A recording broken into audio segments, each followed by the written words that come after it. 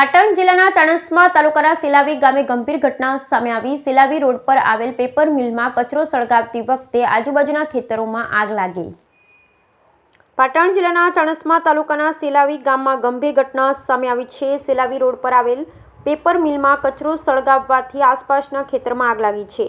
Paper મિલના સળગતા કચરાના તણખા નજીકના ખેતરમાં ભેગો કરેલ મેથીના પાક પર પડ્યા હતા। આગે વિકરાળ સ્વરૂપ ધારણ કર્યું અને એક પછી એક એમ 3 ખેતરોમાં ફેલાઈ ગઈ। આ ઘટનાથી વિસ્તારમાં અફરાતફરીનો માહોલ સર્જાયો હતો। ખેડૂત પટેલ ભરતભાઈ કાશીરામના જણાવ્યા મુજબ તેમના અને તેમના પાડોશી નવનીતભાઈના 2 વીઘા તેમજ અનિલભાઈના 1.5 વીઘા ખેતરમાં મેથીનું વાવેતર કરવામાં આવ્યું। આગની ઘટનામાં ત્રણેય ખેડૂતોને અંદાજે 1.5 લાખ રૂપિયાથી વધુનું નુકસાન થયું છે। ભરતભાઈ અને અન્ય 2 ખેડૂતોને 50,000 રૂપિયાનું નુકસાન થયું હોવાનું જાણવા મળ્યું છે।